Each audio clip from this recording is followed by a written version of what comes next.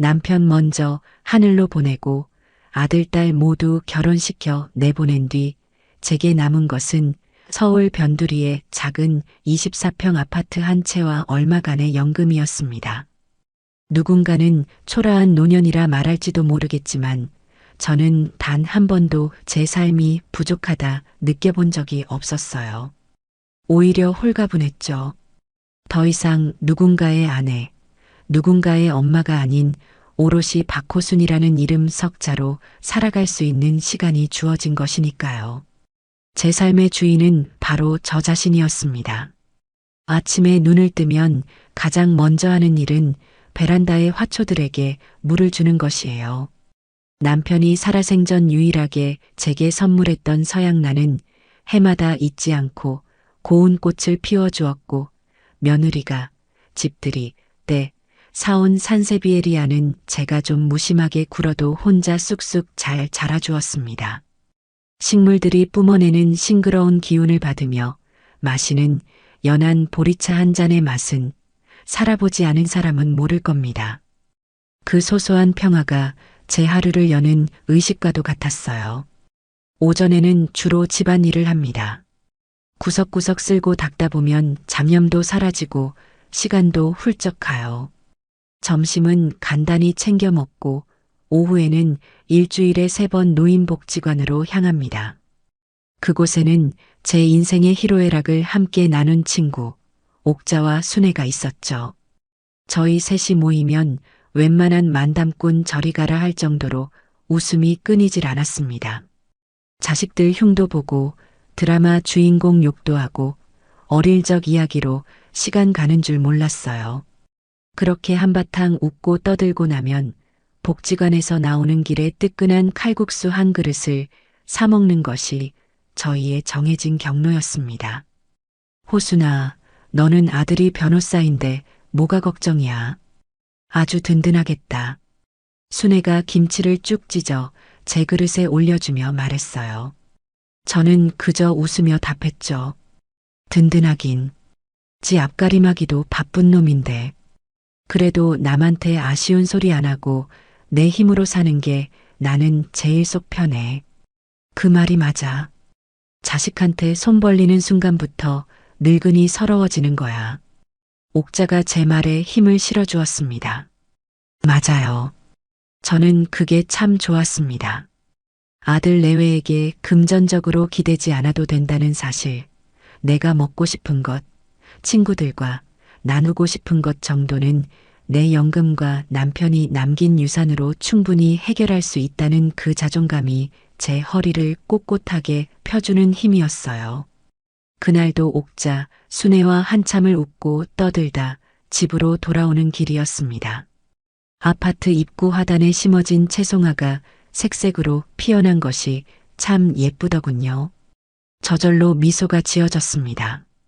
엘리베이터에 비친 제 얼굴은 비록 세월의 흔적이 가득했지만 눈빛만은 평온해 보였어요. 그래, 이만하면 괜찮은 삶이다. 남편에게도 하늘에 계신 부모님께도 떳떳한 삶이라고 그렇게 생각하며 현관문 비밀번호를 눌렀습니다. 집안에 들어서자마자 익숙하고 편안한 공기가 저를 감쌌습니다. 그때였어요. 거실 소파에 떡하니 앉아있는 며느리 고지영의 모습이 눈에 들어온 것은 화들짝 놀라 심장이 철렁 내려앉았습니다. 아이고 깜짝이야. 너 언제 왔니? 연락도 없이. 어머니 안녕하세요. 전화드렸는데 안 받으시길래 그냥 와봤어요. 비밀번호는 민석 씨한테 물어봤고요. 지영이는 소파에서 자리 한번 떼지 않은 채 들고 있던 휴대폰에서 눈도 떼지 않고 건성으로 대답했습니다. 마치 자기 집에 온 사람처럼 너무나 태연한 그 모습에 순간 할 말을 잃었어요. 자식이라지만 엄연히 제 공간인데 아무런 예고도 없이 문을 따고 들어와 있는 것은 예의가 아니라고 생각했거든요. 하지만 저는 애써 서운한 마음을 감추고 웃으며 말했습니다. 아, 복지관에 휴대폰을 두고 갔나 보구나. 그래도 그렇지 사람이 없는데 불쑥 들어오면 어떡하니? 내가 놀랐잖니. 놀라실 것까지야. 남의 집도 아니고 어차피 이제 저희가 자주 들여다봐야 하는데요. 그제야 지영이는 휴대폰을 내려놓고 저를 똑바로 쳐다보며 말했어요. 그 들여다봐야 한다는 말이 마치 제가 무슨 큰 병이라도 든 환자처럼 들려 기분이 이상해졌습니다. 저는 가방을 내려놓으며 물었습니다. 무슨 일이니? 회사 일은 바쁘지 않고? 어머니, 여기 앉아보세요. 드릴 말씀이 있어요. 지영이는 자신의 옆자리를 손으로 툭툭 쳤습니다. 저는 마지못해 그 옆에 앉았죠. 그러자 지영이는 집안을 보란 듯이 한 바퀴 휙 둘러보며 입을 열었습니다. 어머니, 이 좁고 공기 나쁜 데서 언제까지 사실 거예요? 참으로 기가 막힌 첫마디였습니다. 제가 애정을 가지고 쓸고 닦는 제 평생의 안식처를 한순간에 좁고 공기 나쁜 곳으로 만들어버리는 그 재주가 놀라울 따름이었죠. 좁긴 왜 좁아? 나 혼자 살기에는 이만한 데가 없다. 공기도 괜찮아. 바로 뒤에 작은 산도 있어서. 에이, 어머니. 저기 창문 밖 좀 보세요. 잿빛 건물들만 빽빽하잖아요. 미세먼지 때문에 환기는 제대로 시키세요? 이런 데서 오래 사시면 폐 나빠져요. 제 말은 들리지도 않는다는 듯 지영이는 자기 할 말만 쏟아냈습니다. 그러더니 제 베란다 쪽으로 시선을 돌리더군요. 그리고 저런 화초는 밤에 이산화탄소 나와서 몸에 안 좋은 거 모르세요?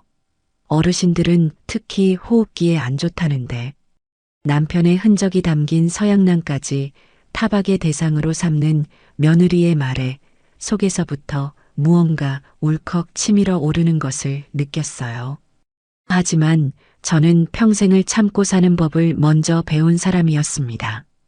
아들 하나 보고 사는 인생, 며느리와 등 돌려 좋을 것 없다는 생각에 꾹 눌러 참았죠. 그래서 하고 싶은 말이 뭐니? 저는 본론을 물었습니다. 그러자 지영이는 기다렸다는 듯 몸을 제 쪽으로 확 돌려 앉으며 목소리를 높였습니다. 저희가 경기도 쪽에 아주 좋은 전원주택을 하나 받았어요. 마당도 넓고 공기는 말할 것도 없고요. 어머니, 이제 서울 생활 정리하시고 저희랑 가까운 곳으로 이사 오셔서 편안하게 노후를 보내셔야죠. 전원주택? 갑자기 그게 무슨 소리야? 다 어머니 건강 생각해서 그러는 거예요. 거기 가시면 텃밭에 상추도 심고 고추도 키우고 얼마나 좋아요. 나중에 저희 애들 놀러 가면 마당에서 신나게 뛰어놀 수도 있고요. 며느리의 입에서 손주 이야기가 나오자 제 마음 한구석이 움찔했습니다. 상상만 해도 흐뭇한 그림이었으니까요. 하지만 정신을 차려야 했습니다. 이건 너무나 갑작스러운 이야기였어요. 나는 지금 여기가 편해. 친구들도 다 여기 있고 복지관 다니는 재미도 쏠쏠하고 새삼스럽게 무슨 이사니. 어머니, 친구분들이 밥 먹여줘요? 복지관이 어머니 노후를 책임져 주냐고요. 다 한때죠. 진짜 어머니를 생각하는 건 저희 자식들이에요. 지영이의 말투는 점점 더 날카로워졌습니다. 마치 저를 세상 물정 모르는 철부지로 대하는 듯 했어요. 그러면서 결정적인 한마디를 덧붙이더군요. 이 아파트가 그래도 위치는 괜찮아서 팔면 죗값은 받겠어요. 그걸로 그 집 사고 남는 돈으로는 차도 한 대 사들이면 되겠다. 결국은 돈 이야기였습니다. 제 아파트를 팔 생각부터 하고 있었다는 사실에 머리를 한 대 얻어맞은 기분이었어요. 서운함과 배신감이 파도처럼 밀려왔습니다. 그만하거라. 나는 이사갈 생각 없으니 그 이야기는 더 꺼내지 마. 저는 단호하게 말을 잘랐습니다. 제 표정이 굳어 있는 것을 봤을 텐데도 지영이는 조금도 물러서지 않았어요. 오히려 픽 웃으며 말하더군요. 제 말이 서운하세요? 다 어머니 좋으라고 하는 말인데. 한번 잘 생각해 보세요. 이건 민석 씨도 동의한 일이에요. 그럼 저 가볼게요. 지영이는 그렇게 자기 할 말만 폭탄처럼 던져놓고는 마치 개선장군처럼 당당하게 현관을 나섰습니다. 쾅 하고 닫히는 문소리가 제 심장을 때리는 것 같았어요. 저는 한참을 소파에 멍하니 앉아 있었습니다. 방금 뭐가 휩쓸고 지나간 건지 정신을 차릴 수가 없었죠. 그날 저녁 아니나 다를까 아들에게서 전화가 왔습니다. 며느리가 집에 도착하자마자 일러 바쳤을 것이 뻔했죠. 엄마, 저녁은 먹었어? 먹었다. 제 목소리가 차갑게 나가는 것을 저도 느낄 수 있었습니다. 아들은 잠시 머뭇거리다 본론을 꺼냈습니다. 엄마, 지영이한테 이야기 들었지? 너무 갑작스럽게 생각하지 말고. 다 엄마 건강 생각해서 그러는 거야. 낮에 며느리가 했던 말과 토씨 하나 다르지 않은 그 말이 제 귀에 박혔습니다. 아, 저놈은 그저 앵무새처럼 아내의 말을 옮기고 있을 뿐이구나.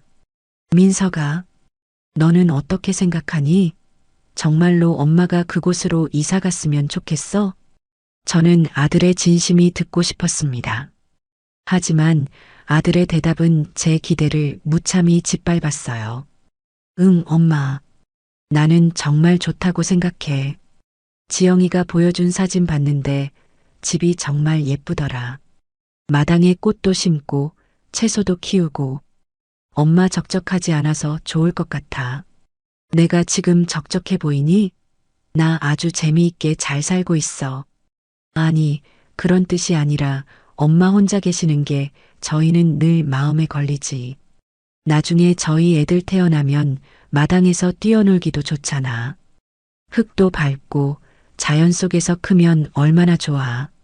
또다시 손주 이야기였습니다. 그들은 제 마음의 가장 약한 부분을 정확히 알고 있었고 집요하게 파고들었어요.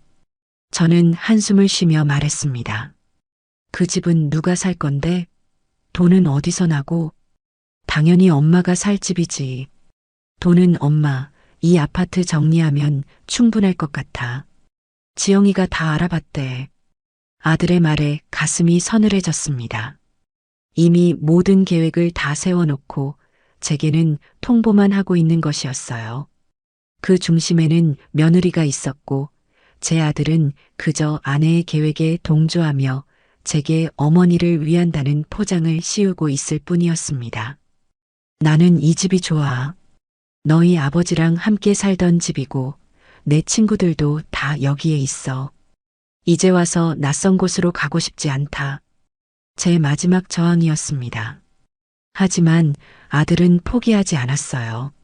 엄마, 우리도 다 생각이 있어서 그래.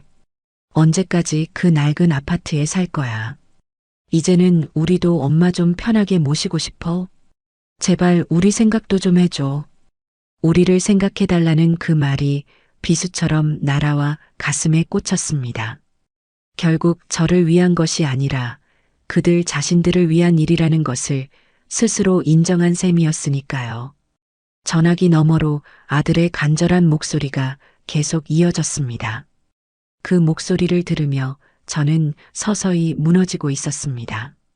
어쩌면 내가 너무 내 고집만 부리는 걸까?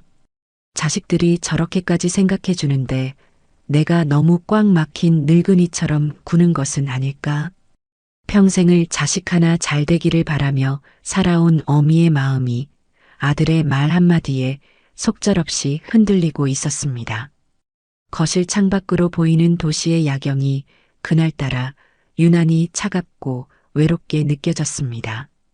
그날 밤 저는 뜬 눈으로 밤을 새웠습니다. 아들의 마지막 말이 귓가에 맴돌며 심장을 어지럽게 찔러댔어요. 우리를 생각해달라니. 그 우리라는 말 속에 저는 포함되어 있지 않다는 사실이 너무나 명백해서 서글펐습니다. 평생을 자식 위주로 살아온 제 삶이 송두리째 부정당하는 기분이었죠. 하지만 다음 날 아침 떠오르는 해를 보며 저는 마음을 고쳐먹기로 했습니다. 어미니까요. 자식이기는 부모 없다는 옛말이 왜 있겠어요. 어쩌면 정말로 저를 위하는 마음이 조금은 섞여 있을지도 모른다고, 제가 너무 꼬아서 생각하는 것일지도 모른다고 애써 제 자신을 다독였습니다. 늙을수록 마음을 넓게 써야 한다는 생각에 저는 결국 며느리의 제안을 받아들이기로 했습니다. 주말이 되자마자 며느리는 귀신같이 알고 전화를 했습니다. 어머니, 마음 정하셨어요? 그럼 당장 내일 집 보러 가시죠. 그 목소리에는 일말의 망설임도 없이 오직 자신의 계획이 성공했다는 기쁨만이 가득 차 있는 듯 했어요. 저는 힘없이 그러자고 대답했습니다. 다음 날 아침 아들 내외가 저를 데리러 왔습니다. 며느리는 운전석에, 아들은 조수석에 앉고 저는 뒷자리에 타야 했죠. 마치 택시를 탄 손님이 된 기분이었습니다. 차가 서울의 빽빽한 아파트 숲을 벗어나 한적한 국도로 접어들자 지영이는 보란 듯이 창문을 활짝 열며 말했어요. 어머니, 공기부터 다르죠? 가슴이 뻥 뚫리는 것 같아요. 서울은 정말 사람이 살 곳이 못 돼요. 마치 평생을 서울에서 산 제가 잘못된 인생을 살아온 사람인 양말하는 그 투가 거슬렸지만 저는 그저 창밖만 바라보았습니다. 아들은 옆에서 연신 아내의 말에 맞장구를 쳤어요. 그러게, 공기 정말 좋다. 엄마도 좋지? 저는 대답 대신 희미하게 웃어 보였습니다. 차 안에서의 대화는 시종일관 그런 식이었습니다. 전원 생활의 장점에 대한 며느리의 일장연설과 아들의 공허한 추임새. 제 의견을 묻는 사람은 아무도 없었습니다. 1시간을 넘게 달려 도착한 곳은 정말로 꽤 외진 곳이었습니다. 내비게이션이 알려주는 길을 따라 좁은 시골길로 한참을 더 들어가자 낡은 대문을 가진 집 한 채가 덩그러니 나타났어요. 사진으로 봤을 때는 주변 풍경에 가려져 그럴듯해 보였는데 실제로 보니 세월의 흔적을 정통으로 맞은 모습이었습니다. 회색이었을 담벼락은 곳곳이 거무죽죽하게 변해 있었고 마당의 잡초는 제멋대로 자라나 발 디딜 틈조차 마땅치 않았어요. 어때요, 어머니? 정말 그림 같지 않아요? 지영이는 제 표정은 아랑곳하지 않고 감탄사를 연발했습니다. 저는 말없이 집을 둘러보았죠. 양철로 된 지붕 일부는 녹이 슬어 있었고 나무로 된 창틀은 페인트가 벗겨져 속살을 드러내고 있었습니다. 아무리 보아도 그림 같은 집과는 거리가 멀었어요. 좀 낡아 보이는구나. 관리가 전혀 안 된 것 같은데. 제가 조심스럽게 말하자 지영이는 손을 내저으며 웃었습니다. 어머니, 이런 게 바로 전원생활의 멋이죠. 요즘 유행하는 빈티지 스타일이잖아요.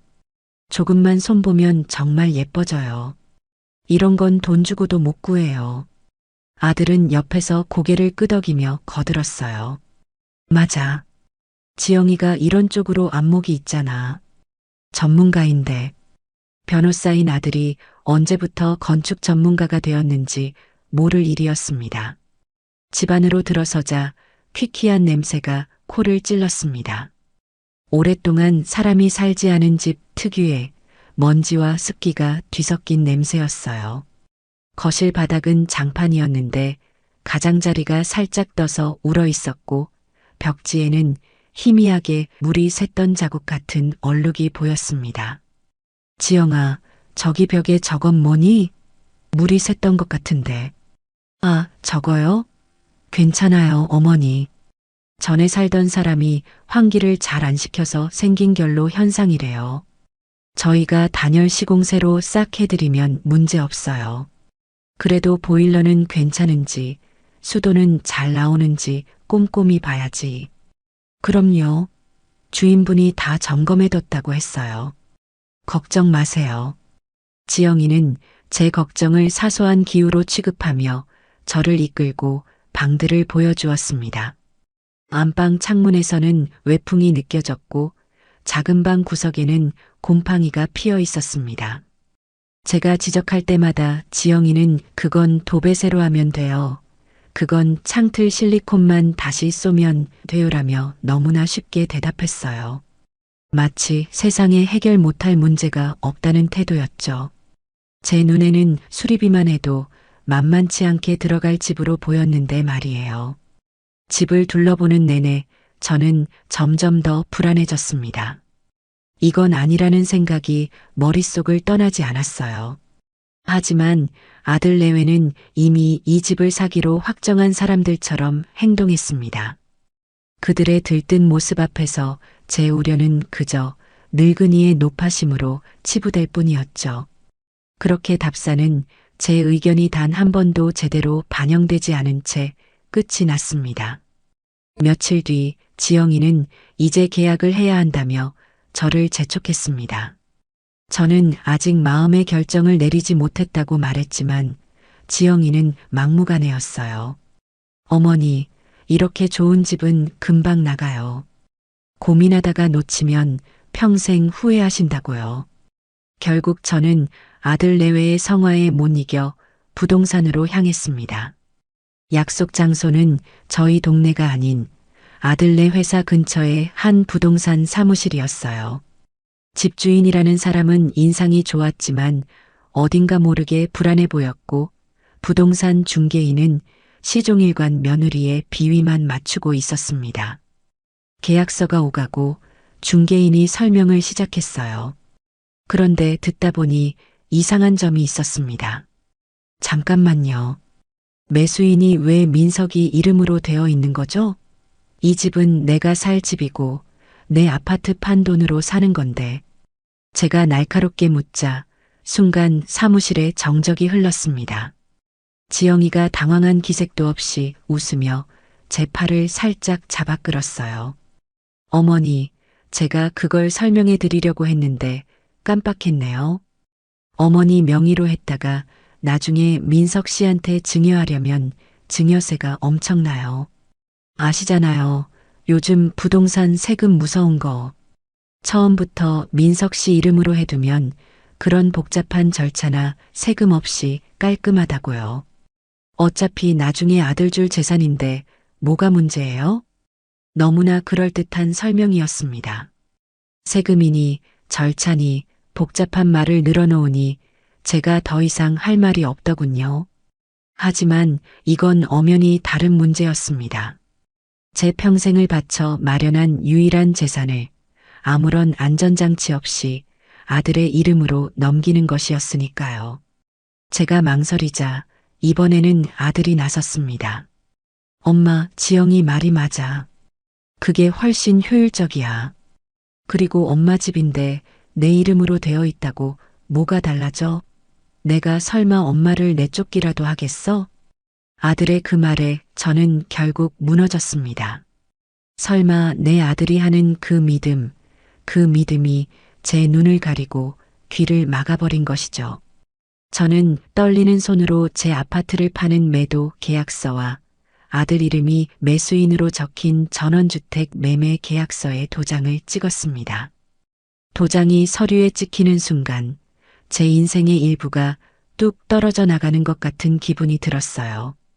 이어서 제 통장에 있던 아파트 매매 대금이 아들 통장으로 이체되었습니다. 휴대폰에 찍힌 이체 완료 메시지를 보는 순간 가슴이 쿵 하고 내려앉았습니다. 이제 정말 돌이킬 수 없게 된 것이었죠. 집으로 돌아오는 길, 저는 아무 말도 할 수 없었습니다. 지영이는 신이 나서 앞으로 집을 어떻게 꾸밀지에 대해 떠들어댔지만 제 귀에는 아무것도 들리지 않았어요.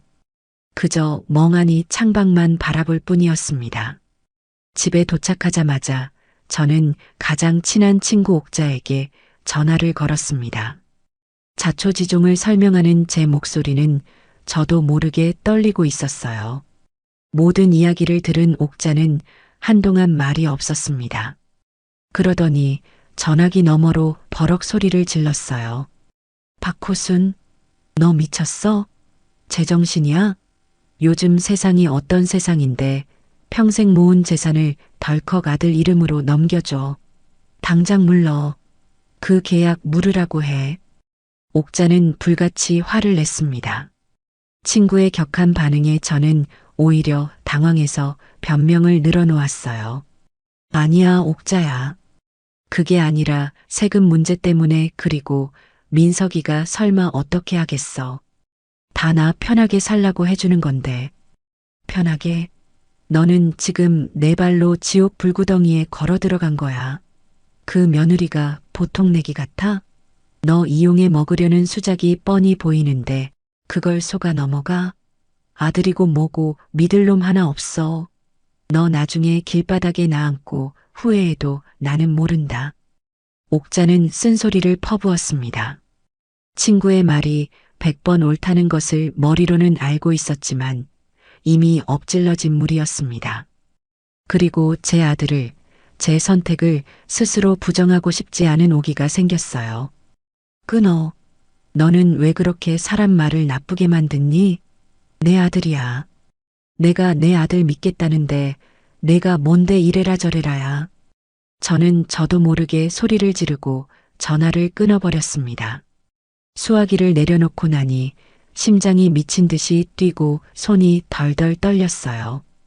옥자와는 평생 한 번도 이렇게 싸워본 적이 없었습니다. 가장 나를 위하는 친구에게 해서는 안 될 말을 했다는 죄책감과 그럼에도 불구하고 친구의 저주 같은 경고가 현실이 될까 두려운 마음이 뒤섞여 눈물이 핑 돌았습니다. 저는 애써 불안감을 떨쳐내며 중얼거렸습니다. 아니야. 민석이는 착한 아들이야. 옥자가 오해한 거야. 다 잘 될 거야. 그렇게 스스로에게 주문을 걸고 있었지만 마음속 깊은 곳에서부터 피어오르는 의심의 씨앗은 이미 걷잡을 수 없이 자라나고 있었습니다. 계약이 끝나자 이사는 일사천리로 진행되었습니다. 며느리는 마치 점령군처럼 제 삶에 깊숙이 개입하기 시작했어요. 이삿짐 센터를 예약하고 필요 없는 물건들을 멋대로 처분하라고 지시했죠. 제가 아끼던 낡은 소파도 남편과 함께 샀던 자개장도 며느리의 눈에는 그저 촌스러운 폐가구일 뿐이었습니다. 저는 반대했지만 지영이는 어머니, 새 집에는 새 가구가 어울려요. 그런 칙칙한 것들 가져가면 집 분위기만 망친다니까요. 라며 제 의견을 묵살했습니다. 결국 저는 제 추억이 담긴 물건들이 헐값에 팔려나가는 것을 속수무책으로 지켜봐야만 했어요. 이삿날 아침이 밝았습니다. 정든 아파트를 떠나야 한다는 생각에 밤새 뒤척였지만 이제는 돌이킬 수 없는 일이었죠. 이삿짐 센터 직원들이 들이닥쳐 순식간에 집안의 물건들을 드러내기 시작했습니다. 정신없는 와중에도 아들 내외는 보이지 않았어요. 한참이 지나서야 지영이에게서 전화가 왔습니다. 어머니, 저희 지금 출발했어요. 길이 좀 막히네요. 그들은 이사가 거의 끝나갈 무렵에야 모습을 드러냈습니다. 짐이 모두 빠져나가 텅 비어버린 아파트를 보니 가슴 한쪽이 아려왔어요. 이곳에서 보낸 수십 년의 세월이 먼지처럼 공중으로 흩어지는 기분이었습니다. 전원주택에 도착하자 직원들은 새로운 집주인인 양행세하는 지영이의 지시에 따라 짐을 옮기기 시작했습니다. 저는 어디에 무엇을 둬야 할지 몰라 그저 멀뚱히 서 있을 뿐이었죠. 짐 정리가 반쯤 진행되었을 때였어요. 아들 민석이가 제게 다가와 머뭇거리며 말했습니다. 엄마, 저기 회사에서 급한 연락이 와서 우리 먼저 가봐야 할 것 같아. 뭐? 지금 이 상황에 어딜 간다는 거야? 아직 정리가 하나도 안 끝났는데. 아니, 정말 중요한 일이라서. 지영이도 같이 가봐야 한대. 미안해, 엄마. 나머지는 엄마가 좀 정리하고 있어. 주말에 와서 도와줄게. 지영이는 이미 차에 시동을 걸 준비를 하고 있었습니다. 어머니, 죄송해요. 저희 정말 바쁜 거 아시잖아요. 그럼 주말에 뵐게요. 며느리는 제 대답을 들을 생각도 없다는 듯 아들을 재촉해 차를 몰고 떠나버렸습니다. 흙먼지를 일으키며 사라지는 차의 뒷모습을 보며 저는 그 자리에 망부석처럼 서 있었습니다. 이삿짐 센터 직원들의 수군거리는 소리가 들리는 듯 했어요. 아들 내외하고는 노인네 혼자 저걸 어떻게 다 정리하라고. 얼굴이 화끈거려 고개를 들 수가 없었습니다. 이것은 명백한 배신이었습니다. 저를 이 외딴 곳에 던져놓고 그들은 너무나 쉽게 떠나버린 것이죠. 결국 저는 이삿짐 센터 직원들에게 웃돈을 줘가며 큰 가구들만 겨우 자리를 잡았습니다. 그들이 떠나고 나자 집에는 완벽한 정적만이 남았어요. 사방에는 미처 풀지 못한 상자들이 산더미처럼 쌓여 있었고 해는 이미 뉘엿뉘엿 지고 있었습니다. 갑자기 밀려오는 허기와 서러움에 눈물이 핑 돌았습니다. 부엌으로 가봤지만 가스 연결도 아직 되지 않은 상태였죠. 저는 결국 제 가방에 있던 찬밥과 김치통을 꺼내 먼지 쌓인 마루에 쭈그리고 앉아 첫 식사를 했습니다. 밥알을 씹을 때마다 눈물이 후드득 떨어져 밥그릇으로 들어갔어요. 낯설고 텅 빈 집, 저는 완벽하게 혼자였습니다. 그날 밤은 제 인생에서 가장 길고 끔찍한 밤 중 하나로 기억됩니다. 도시의 아파트에서는 상상도 할 수 없던 일들이 벌어졌어요. 불을 끄고 자리에 눕자 사방에서 정체 모를 소리들이 들려오기 시작했습니다. 바람이 창문에 부딪히는 소리, 나뭇가지가 지붕을 긁는 소리, 멀리서 들려오는 짐승의 울음소리까지. 모든 소리가 저를 위협하는 것 같아 이불을 머리끝까지 뒤집어 썼습니다. 그런데 정말 끔찍한 것은 따로 있었어요. 무언가 제 파리를 스멀스멀 기어가는 느낌에 소스라치게 놀라 불을 켰습니다. 제 눈에 보인 것은 손가락 한마디만 한 크기의 시커먼 거미였어요. 비명을 지르며 거미를 털어내자 이번에는 벽 쪽에서 돈벌레가 빠른 속도로 기어가고 있었습니다. 불을 켜고 자세히 보니 방구석과 천장 모서리에는 거미줄이 쳐져 있었고 이름 모를 날벌레들이 전등 주위를 맴돌고 있었죠. 저는 평생 벌레라고는 질색하며 살아온 사람이었습니다. 온몸에 소름이 돋아 도저히 다시 잠을 청할 수가 없었어요. 설상가상으로 새벽이 되자 날씨가 급격히 쌀쌀해졌습니다. 아직 늦봄이라지만 시골의 밤 공기는 차가웠어요. 저는 보일러를 켜기 위해 거실로 나갔습니다. 하지만 낡은 보일러 조절기는 아무리 버튼을 눌러도 작동하지 않았어요. 고장이라는 두 글자가 머릿속에 선명하게 떠올랐습니다.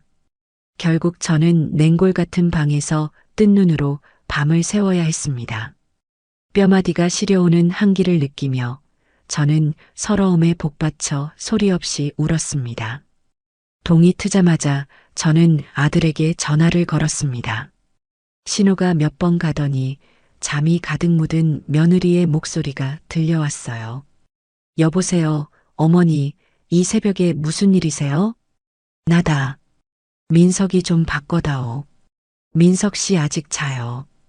용건 있으시면 저한테 말씀하세요. 저는 밤새 겪었던 일들을 떨리는 목소리로 설명했습니다. 집에 온갖 벌레가 들끓고 보일러가 고장나 밤새 추위에 떨었다고 말했죠. 제발 사람 좀 불러서 고쳐달라고 애원했습니다. 하지만 며느리의 대답은 제 가슴에 비수를 꽂았어요. 어머니, 그 정도는 알아서 하셔야죠. 전원주택 살면 원래 벌레도 좀 나오고 그러는 거예요. 보일러 기사님 부르는 게 뭐 그리 어려운 일이라고 이 새벽부터 전화를 하세요. 저희 바쁜 거 아시잖아요. 뭐라고? 너 지금 말이 너무 심한 거 아니니? 너희가 나를 여기다 데려다 놨으면 최소한 사람이 살 수 있게는 해줘야 할 거 아니야. 어머니, 저희가 언제까지 하나부터 열까지 다 챙겨드려야 해요? 이제 그 집은 어머니 집이잖아요. 기본적인 관리는 직접 하셔야죠. 동네 철물점에 전화 한 통만 하면 되는 걸 가지고 왜 저희를 못 살게 구세요? 지영이는 귀찮다는 듯이 말하고는 일방적으로 전화를 끊어버렸습니다. 뚜뚜하는 신호음을 들으며 저는 허탈감에 그 자리에 주저앉고 말았습니다. 어머니 집이라니. 제 돈으로 사고도 제 이름 하나 올리지 못한 집인데 그들은 이제 모든 책임과 의무를 제게 떠넘기고 있었습니다. 그날 이후 저는 제가 완벽하게 고립된 섬에 갇혔다는 사실을 뼈저리게 실감하기 시작했습니다. 가장 가까운 슈퍼마켓에 가려면 걸어서 30분은 좋게 걸어야 했고 그나마도 구멍가게 수준이라 필요한 물건을 제대로 살 수가 없었어요. 대형마트에 가려면 차로 20분을 나가야 했는데 제게는 차가 없었죠. 버스는 하루에 딱 3번, 아침과 점심, 저녁 시간에 동네 어귀를 스쳐 지나갈 뿐이었습니다. 장 한 번 보려면 큰맘 먹고 하루를 꼬박 투자해야 하는 기막힌 상황이었어요. 서울에서는 전화 한 통이면 1시간 안에 배달되던 것들이 이곳에서는 그저 꿈 같은 이야기가 되었습니다. 친구들과의 연락도 뜸해졌습니다. 옥자와는 그날 이후로 어색해져 통화를 못했고 다른 친구들에게는 차마 제 처지를 사실대로 말할 수가 없었어요. 자존심 때문이었죠. 며느리 말대로 친구가 밥 먹여주는 것은 아니었지만 그들과 나누던 웃음과 위로가 제 삶에 얼마나 큰 힘이 되었는지를 저는 이곳에 와서야 비로소 깨달았습니다. 저는 매일 밤 후회와 외로움 속에서 뒤척였습니다. 내가 왜 이곳에 왔을까? 무엇을 위해 내 모든 것을 버리고 이곳으로 왔을까? 아무리 생각해봐도 답을 찾을 수가 없었습니다. 외로움과 불편함 속에서 하루하루를 버텨내던 어느 주말이었습니다. 갑자기 집 앞이 소란스러워져 창밖을 내다보니 못 보던 외제 차 2대가 흙먼지를 일으키며 마당으로 들어오고 있었어요. 차에서 내린 것은 아들 내외와 그들의 친구로 보이는 화려한 차림의 남녀들이었습니다. 며느리 지영이는 제게 전화 한 통 없이 불쑥 나타나서는 마치 자기 별장의 온 주인처럼 행동했어요. 어머니, 저희 왔어요. 친구들이 집 너무 좋다고 구경하고 싶다고 해서요. 지영이는 제 안색을 살피기는커녕 친구들에게 저를 소개했습니다. 우리 어머님이세요. 이 집 주인이시죠? 그 말이 어찌나 가식적으로 들리는지 헛웃음이 나올 뻔했어요. 지영이의 친구들은 저를 위아래로 훑어보며 건성으로 인사하고는 집안 구석구석을 제멋대로 돌아다니기 시작했습니다. 와, 지영아. 너 정말 좋은 데 산다. 공기부터가 다르네. 이게 바로 전원생활이지. 우리도 주말마다 와서 놀면 안 돼? 그들은 이곳이 제가 사는 집이 아니라 자신들이 언제든 놀러 올 수 있는 펜션쯤으로 여기는 듯 했습니다. 잠시 후 지영이가 부엌에서 분주하게 움직이는 제게 다가와 당연하다는 듯이 말했어요. 어머니, 친구들이 배고프대요. 저희 마당에서 고기 파티하게 상 좀 차려주세요. 어머니 손맛 좋은 거 제가 자랑했거든요. 김치전 같은 것도 좀 부쳐주시고요. 저는 그 순간 제 귀를 의심했습니다. 하다못해 식당에 가서도 손님에게 이렇게 막무가내로 요구하지는 않을 겁니다. 하지만 여러 사람 앞에서 며느리와 실랑이를 벌이고 싶지 않았어요.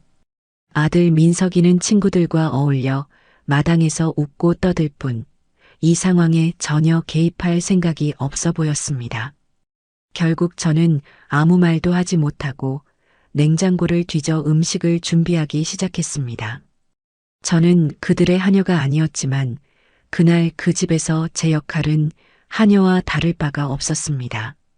마당에서는 시끄러운 음악 소리와 함께 고기 굽는 냄새가 진동했습니다. 저는 부엌과 마당을 오가며 쉴 새 없이 음식을 나르고 빈 그릇을 치워야 했어요. 지영이의 친구 중 한 명이 제게 말했습니다. 어머님, 솜씨가 정말 좋으시네요. 저희 엄마보다 나은 것 같아요. 칭찬처럼 들렸지만 저를 민석 씨 어머니가 아닌 음식 잘하는 아줌마 정도로 취급하는 말투에 기분이 상했습니다. 그들은 밤이 깊어가는 줄도 모르고 술을 마시고 노래를 부르며 소란을 피웠습니다. 저는 몸이 피곤하다는 핑계로 먼저 방에 들어왔지만 시끄러운 소음 때문에 잠을 이룰 수가 없었어요. 방문 틈으로 그들의 대화가 새어 들어왔습니다. 지영아, 너는 정말 시어머니 복 받았다.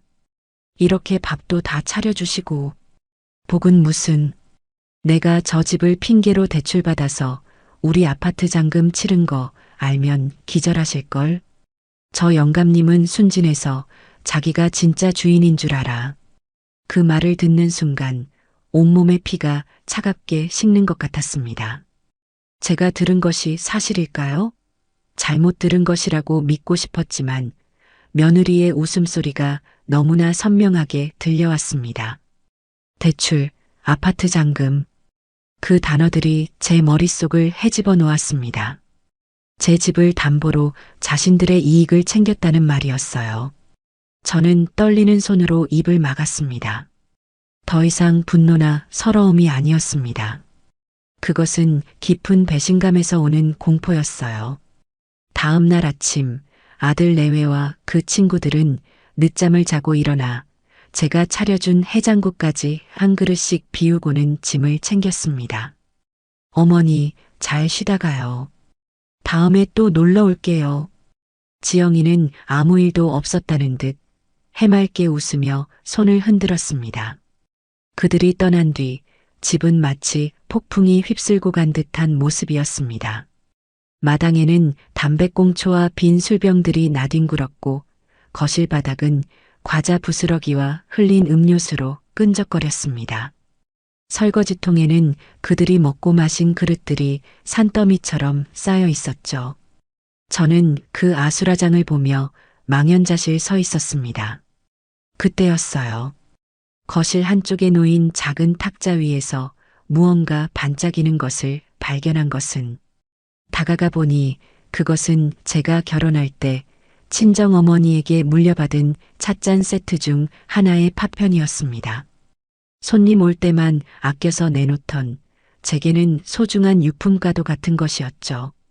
아마도 누군가 술에 취해 떨어뜨린 모양이었습니다. 산산조각 난 찻잔을 보는 순간 제 안에서 무언가 툭 하고 끊어지는 소리가 났습니다.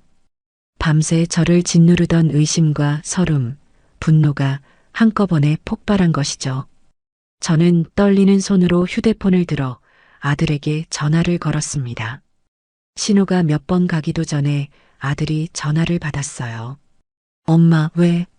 민서가, 너 당장 이리로 다시 와. 너희들이 무슨 짓을 하고 갔는지 와서 직접 봐. 제 목소리가 분노로 떨리고 있다는 것을 아들도 느꼈을 겁니다. 엄마, 왜 그래? 무슨 일 있어? 무슨 일이 있냐고? 너희들이 집을 이 난장판으로 만들어 놓고 내가 아끼는 찻잔까지 깨뜨려 놓고 그냥 가면 다야? 그리고 내가 어젯밤에 다 들었어. 지영이가 친구들한테 하는 말. 이 집 담보로 너희 아파트 잔금을 치렀다는 말. 그게 다 무슨 소리야? 저는 숨도 쉬지 않고 소리쳤습니다. 제 말에 아들은 한동안 아무 말이 없었어요. 전화기 너머로 지영이와 무언가 수군거리는 소리가 들리는 듯 했습니다. 잠시 후 아들이 조심스럽게 입을 열었습니다. 그의 대답은 제 마지막 희망마저 산산조각 내버렸습니다. 엄마, 일단 진정하고 들어봐. 그 찻잔은 미안해. 친구가 실수로 그런 거야. 내가 똑같은 걸로 새로 사줄게. 새로 사줘? 이게 그런 문제로 보이니? 내 추억과 마음을 너희가 뭔데 함부로 깨뜨려. 그리고 그 돈 문제는 오해야. 엄마, 지영이가 친구들한테 허풍 좀 떤 거야. 알잖아. 걔가 좀 그런 면이 있는 거. 기 좀 살려주고 싶어서 그랬나 보지. 엄마가 예민하게 반응하는 거야. 오해, 허풍, 예민한 반응. 아들의 입에서 나온 단어들은 하나하나가 제 속을 후벼 팠습니다. 자신의 아내가 저지른 잘못을 덮기 위해 모든 것을 제 탓으로 돌리고 있었어요. 심지어 제가 들은 그 끔찍한 진실마저도 며느리의 허풍과 저의 예민함으로 치부해버렸습니다. 그 순간 저는 깨달았습니다. 아, 내 아들은 이제 더 이상 내 아들이 아니구나. 저 아이는 이미 고지영이라는 여자의 남편이자 공범일 뿐이었습니다. 제게 남은 것은 아무것도 없었어요. 그래, 알겠다. 이제 다 알겠어. 저는 힘없이 말하고 전화를 끊었습니다. 눈물조차 나오지 않았어요.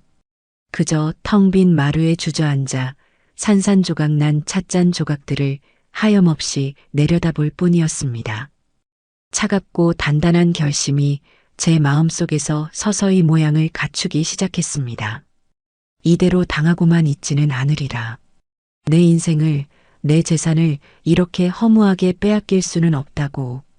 칠흑 같은 절망 속에서 아주 작은 불씨 하나가 타오르기 시작했습니다. 그것은 복수를 향한, 그리고 제 인생을 되찾기 위한 처절한 의지였습니다. 그날 이후 집은 단순한 낯선 공간이 아니라 거대한 감옥처럼 느껴졌습니다. 아들 내외가 다녀간 흔적인 난장판을 치우면서 저는 깨진 찻잔 조각들을 조심스럽게 신문지에 쌌습니다. 더 이상 이 집에 둘 수 없는 물건이었죠. 그것은 제 마음의 파편이기도 했습니다. 며느리의 잔인한 말과 아들의 비겁한 침묵은 제 머릿속에서 떠나지 않았고, 밤이 되면 그들의 목소리가 환청처럼 들려 잠을 설치기 일쑤였습니다. 저는 점점 더 말수가 줄어들고 창밖을 멍하니 바라보는 시간이 늘어갔습니다. 희망이라는 단어는 제 사전에서 지워진 지 오래였어요. 한 달이 지났을까 우편함에 꽂힌 몇 통의 고지서가 제 남은 삶마저 벼랑 끝으로 몰고 가기 시작했습니다. 도시가스 요금, 전기요금, 수도요금. 서울 아파트에 살 때와는 비교도 할 수 없는 금액이 찍혀 있었어요. 특히 제 키만한 기름통을 채워야 하는 난방비는 상상을 초월하는 수준이었습니다. 낡고 단열이 제대로 되지 않는 이 집은 마치 돈을 빨아들이는 괴물 같았죠.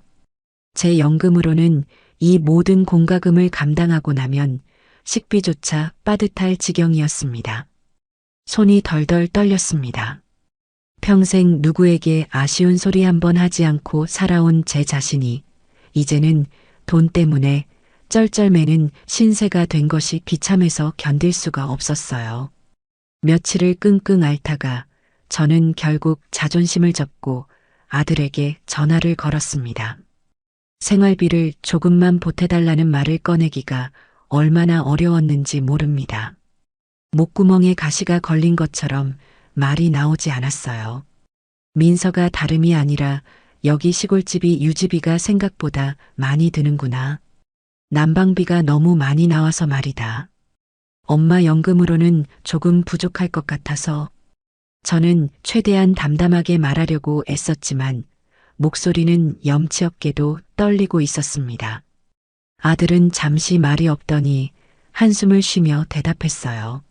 아, 그래. 알았어, 엄마. 내가 지영이랑 상의해 볼게. 그 대답을 듣는 순간 저는 전화를 끊고 싶었습니다. 왜 며느리와 상의를 해야 하는 걸까요? 제가 아들을 어떻게 키웠는데 이제는 어미에게 용돈 한 푼 주는 것조차 아내의 허락을 받아야 하는 신세가 되었단 말입니까? 하지만 저는 아무 말도 하지 못했습니다. 돈을 받아야 하는 을의 입장이었으니까요.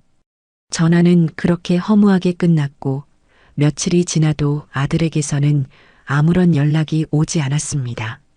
그러던 어느 날 오후 또다시 지영이가 예고도 없이 들이닥쳤습니다. 이번에는 양손에 아무것도 들지 않은 채 노트북 가방 하나만 달랑 메고 있었어요. 어머니, 저 왔어요. 민석 씨한테 이야기 들었어요. 생활비가 부족하시다고요? 지영이는 마치 채권자라도 된 듯한 표정으로 부엌 식탁에 앉아 노트북을 펼쳤습니다. 저는 불안한 마음으로 그 맞은편에 앉았죠.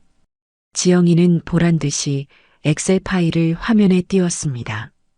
그 안에는 박호순 여사 생활비 지출 내역 분석이라는 끔찍한 제목과 함께 제가 지난달 쓴 카드 내역과 공과금 항목들이 빼곡하게 정리되어 있었습니다. 아들이 제 카드 명세서까지 아내에게 가져다 준 모양이었습니다. 수치심에 얼굴이 달아올랐어요. 어머니, 제가 쭉 분석을 해보니까요. 불필요한 지출이 너무 많으세요. 지영이는 안경까지 꺼냈으며 전문가 행세를 했습니다. 여기 보세요. 마트에서 반찬을 사드셨네요? 어머니, 마당이 이렇게 넓은데 왜 반찬을 사드세요? 상추랑 깻잎, 고추 같은 건 직접 심어서 해결하시면 식비가 확 줄어요. 제가 주말에 모종 사다 드릴게요.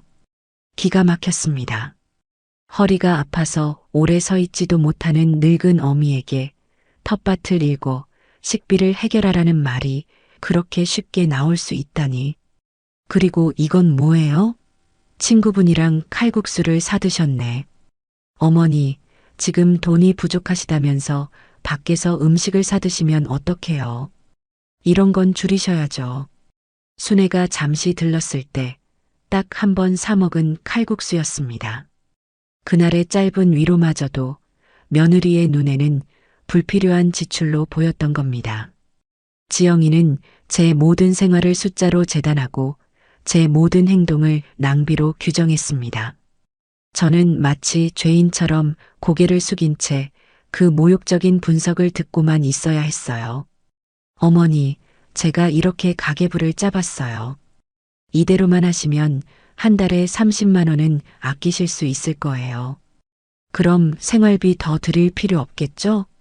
지영이는 자신이 만든 예산안을 제게 내밀었습니다. 식비 15만 원, 교통비 3만 원, 그 비현실적인 숫자들이 저를 조롱하는 것 같았습니다. 저는 더 이상 참을 수가 없었어요. 그만해라. 내가 너에게 이런 취급까지 받으려고 여기 온 줄 아니? 나는 너가 주는 돈 안 받아. 없으면 굶으면 그만이야. 당장 나가. 제가 소리치자 지영이는 조금도 놀라지 않고 오히려 차갑게 웃으며 말했습니다.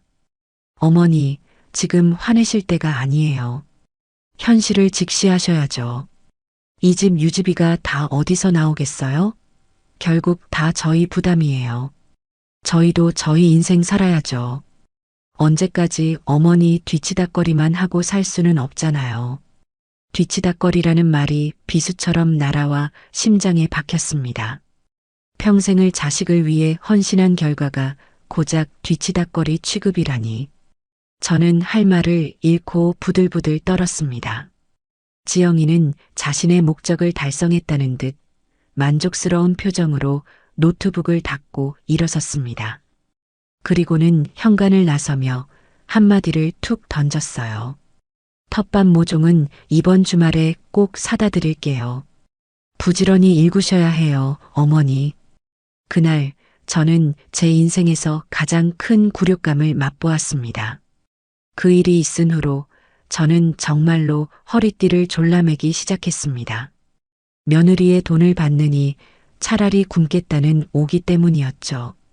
하루에 한 끼만 먹는 날이 늘어갔고 외출은 아예 꿈도 꾸지 않았습니다. 쌀쌀한 저녁에도 보일러를 켜지 않고 두꺼운 옷을 껴입고 잠을 청했어요.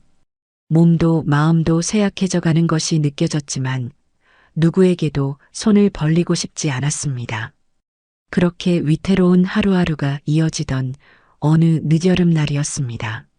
아침부터 하늘이 잔뜩 찌푸려져 있더니 오후가 되자 장대비가 쏟아지기 시작했어요. 처음에는 그저 비가 오는가 보다 했습니다. 창밖으로 세차게 내리는 비를 보며 씻겨나가는 먼지처럼 제 마음의 시름도 좀 씻겨나가면 좋겠다고 생각했죠. 하지만 시간이 지날수록 빗줄기는 점점 더 거세졌고 바람까지 동반해 창문을 세게 때렸습니다. 그때였어요. 안방 천장 구석에서 툭 하고 물방울 떨어지는 소리가 들린 것은 잘못 들었나 싶어 귀를 기울이니 잠시 후 투둑하고 또다시 물방울이 떨어졌습니다. 고개를 들어 천장을 보니 벽지를 타고 희미하게 젖은 자국이 번지고 있었어요. 제 심장이 쿵 하고 내려앉았습니다. 지영이가 괜찮다고 결로 현상일 뿐이라고 장담했던 바로 그 자리였습니다. 저는 급하게 바닥에 수건을 깔고 대야를 가져다 놓았습니다. 하지만 물방울은 한 군데에서만 떨어지는 것이 아니었어요. 잠시 후 거실 천장에서도 작은 방 창틀에서도 비가 새기 시작했습니다. 낡은 집은 거센 비를 이기지 못하고 속수무책으로 무너져 내리고 있었습니다. 저는 미친 사람처럼 집안을 뛰어다니며 대야와 그릇을 닥치는 대로 가져다 놓았지만 비가 새는 속도를 따라잡을 수가 없었어요. 그때 제 눈에 안방 장롱이 들어왔습니다. 남편과 결혼하며 혼수로 해온 제게는 가장 소중한 가구였죠. 그런데 장롱 위 천장에서도 비가 새고 있었습니다. 흙탕물이 섞인 시커먼 물이 장롱의 윗부분을 적시며 아래로 흘러내리고 있었어요. 안 돼. 저는 비명을 지르며 장롱 문을 활짝 열었습니다. 장롱 안에는 제가 아끼는 옷들과 함께 남편이 살아생전 가장 아꼈던 양복 한 벌이 걸려 있었습니다. 아들 결혼식 때 입었던 남편의 채취가 아직도 남아있는 것만 같은 소중한 유품이었죠. 그런데 그 양복의 어깨 부분이 장롱 위에서 스며든 흙탕물에 젖어 얼룩지고 있었습니다. 저는 황급히 양복을 꺼내 들었지만 이미 소용없는 일이었습니다. 아끼던 비단 옷가지들도 모두 젖어 망가져 버렸어요. 저는 젖은 양복을 끌어안고 그 자리에 주저앉아 통곡했습니다. 남편의 마지막 흔적마저 지켜주지 못했다는 죄책감과 저를 이런 비참한 상황으로 내몬 아들 내외에 대한 원망이 뒤섞여 목 놓아 울었습니다. 저는 울면서 아들에게 전화를 걸었습니다. 제정신이 아니었어요. 민서가 집에 비가 새 천장이 무너질 것 같아. 내 아버지 양복이 다 젖었어. 이놈아, 어떻게 좀 해봐. 제 울음 섞인 절규에 아들은 당황한 목소리로 물었습니다. 엄마, 괜찮아? 어디 다친 데는 없고? 내가 다치는 게 문제야? 이 집이 무너지게 생겼는데 당장 사람 불러서 지붕 좀 고쳐달라고 해. 제발. 알았어, 엄마. 기다려봐. 내가 지영이랑. 또다시 며느리 이야기였습니다. 저는 절규했습니다. 지영이, 너는 내 마누라 허락 없으면 아무것도 못하는 놈이야. 잠시 후 전화기 너머로 아들의 힘없는 목소리가 들려왔습니다. 엄마 미안해. 지영이가 지금 당장은 돈이 없대. 지난번에 대출받은 거 이자 내느라 여유가 없다고 나도 정말 어쩔 수가 없어. 그 말을 듣는 순간 제 울음이 뚝 그쳤습니다. 온몸에 힘이 빠져나가고 머릿속이 차갑게 식어버렸어요. 지난번 며느리가 친구들에게 허풍을 떤다던 그 대출 이야기가 사실이었음을 아들이 제 입으로 확인시켜준 셈이었습니다. 제 집을 담보로 자신들의 이익을 챙기고 이제는 그 집이 무너져 내리고 있는데도 돈이 없다며 외면하는 자식들. 저는 더 이상 소리칠 기력도 없었습니다. 그래 알았다. 이제 정말 알겠다. 저는 그 말만 남기고 전화를 끊었습니다. 비는 여전히 세차게 쏟아지고 있었고 집안은 물이 흥건했습니다. 저는 젖은 남편의 양복을 끌어안은 채 칠흑 같은 어둠과 절망 속에서 생각했습니다. 이제 다 끝났다. 더 이상 미련도 기대도 없다. 그리고 그 절망의 가장 밑바닥에서 아주 작은 불씨 하나가 다시 타오르기 시작했습니다. 그것은 더 이상 슬픔이나 분노가 아니었습니다. 모든 것을 되돌려 놓겠다는, 내 인생을 되찾아오겠다는 차갑고 단단한 결심이었습니다. 다음 날 아침, 비는 언제 왔냐는 듯 그치고 거짓말처럼 맑은 하늘이 드러났습니다. 하지만 제 집은 전쟁터를 방불케 했죠. 밤새 새어들어온 빗물로 집안은 온통 엉망진창이었습니다. 저는 젖은 옷가지와 이불을 널고 바닥의 물기를 닦아내며 뜬 눈으로 아침을 맞았습니다. 몸은 천근만근 무거웠지만 정신은 오히려 더없이 맑아지는 기분이었어요. 어젯밤의 통곡과 절망은 제 안의 마지막 미련까지 모두 씻어내버린 듯 했습니다. 더 이상 망설일 이유가 없었어요. 저는 수화기를 들고 한참 동안 망설이다 겨우 번호를 눌렀습니다. 친구 옥자의 번호였죠. 신호가 몇 번 가고 익숙한 목소리가 들려왔습니다. 여보세요? 옥자야, 나야. 제 목소리를 듣자마자 옥자는 아무 말도 하지 않았습니다. 잠시 동안의 침묵이 흘렀고 저는 그 침묵이 수만 마디의 말보다 더 무겁게 느껴졌습니다. 호순이 너구나. 목소리가 왜 그래? 무슨 일 있어? 옥자의 걱정스러운 목소리에 애써 닫아두었던 눈물샘이 다시 터져 나왔습니다. 저는 아무 말도 하지 못하고 그저 흐느끼기만 했어요. 너 우는구나. 우는 거 보니 내가 걱정했던 일이 터졌구나. 그렇지? 옥자는 모든 것을 알고 있다는 듯이 말했습니다. 저는 결국 울음 섞인 목소리로 모든 것을 털어놓았습니다. 전원주택에서의 비참한 생활, 며느리의 모욕적인 언사, 아들의 배신, 그리고 어젯밤에 끔찍했던 사건까지. 한참 동안 제 이야기를 잠자코 듣고 있던 옥자가 말했습니다. 알았다. 너 지금 당장 택시 잡아 타고 서울로 와. 우리 집으로. 주소는 알지? 아무것도 챙기지 말고 몸만 와. 당장. 옥자의 단호한 목소리에 저는 홀린 듯이 그러겠다고 대답했습니다. 전화를 끊고 저는 젖은 남편의 양복을 신문지에 잘 싸서 가방에 넣었습니다. 그리고 깨진 찻잔 조각을 쌌던 꾸러미도 함께 챙겼죠. 이것들은 제가 겪은 고통의 증거였습니다. 저는 마을 입구까지 걸어나가 콜택시를 불렀습니다. 택시에 올라타며 뒤를 돌아보았을 때 언덕 위에 위태롭게 서 있는 그 집이 보였습니다. 저곳은 제 집이 아니었어요. 제 무덤이었죠. 택시가 서울을 향해 달리기 시작하자 저는 비로소 숨통이 트이는 것을 느꼈습니다.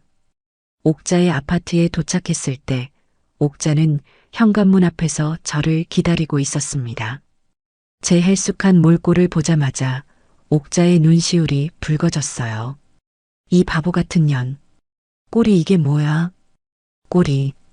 옥자는 저를 와락 끌어안고 제 등을 두들겼습니다. 그 따뜻한 품에 안기자 저는 어린아이처럼 서럽게 울음을 터뜨렸습니다.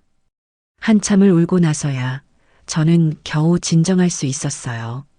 옥자는 아무것도 묻지 않고 따뜻한 물에 저를 씻기고 새 옷을 내어주고 뜨끈한 밥상을 차려주었습니다. 며칠 만에 처음으로 먹는 따뜻한 집밥이었어요. 밥을 먹는 내내 저는 아무 말도 하지 않았고 옥자도 아무것도 묻지 않았습니다. 식사가 끝나고 옥자는 제 맞은편에 앉아 단호한 표정으로 말했습니다. 자, 이제 울음은 끝났다. 지금부터는 정신 똑바로 차려야 해, 박호순. 옥자야, 나 어떡하면 좋으니? 이제 와서 내가 뭘 할 수 있겠어. 뭘 하긴 뭘 해. 내 인생, 내 돈 다 되찾아와야지. 그 악독한 며느리랑 등신 같은 아들놈한테 내가 호락호락한 사람이 아니라는 걸 똑똑히 보여줘야지. 옥자의 눈빛은 불타고 있었습니다. 그 눈빛을 보니 저도 모르게 힘이 솟는 것 같았어요. 근데 어떻게?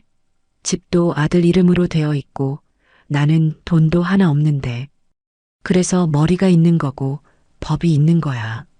지금부터 내가 시키는 대로만 해. 그날부터 옥자는 제 군사가 되어 주었습니다.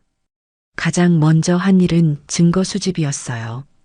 호수나 앞으로 그 인간들이랑 통화할 때는 무조건 녹음해. 요즘 스마트폰에 녹음 기능 다 있어. 옥자는 제 낡은 스마트폰을 가져가 이것저것 누르더니 통화 녹음 어플을 설치해 주었습니다.